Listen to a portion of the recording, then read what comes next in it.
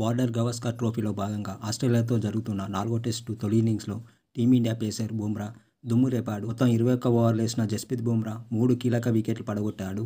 అటు జడేజా, వాషింగ్టన్ సుందర్, ఆకాశ్దీప్ కూడా తలో వికెట్ తీశారు.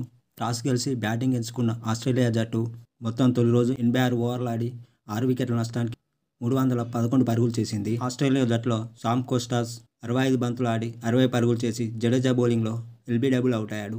ఉస్మాన్ ఖవాజా 121 బంతులు ఆడి 57 పరుగులు చేసి జస్ప్రీత్ బుమ్రా బౌలింగ్లో క్యాచ్ అవుట్ అయ్యాడు. లబుచానే 145 బంతులు ఆడి 72 పరుగులు చేసి వాషింగ్టన్ సుందర్ బౌలింగ్లో క్యాచ్ అవుట్ అయ్యాడు.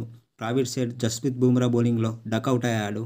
మిచెల్ మార్ష్ 13 బంతులు ఆడి 4 పరుగులు చేసి జస్ప్రీత్ బుమ్రా బౌలింగ్లో క్యాచ్ అవుట్ అయ్యాడు. అలెక్స్ కేరీ 41 బంతులు ఆడి 31 పరుగులు చేసి ఆకాశ్దీప్ బౌలింగ్లో క్యాచ్ అవుట్ అయ్యాడు. ప్రస్తుతం క్రీజులో స్టీవ్ స్మిత్ 111 బంతులు ఆడి 68 పరుగులు చేసి నాట్అవుట్గా ఉండగా, ప్యాట్ కమిన్స్ 17 బంతులు ఆడి 8 పరుగులు చేసి నాట్అవుట్గా ఉన్నాడు.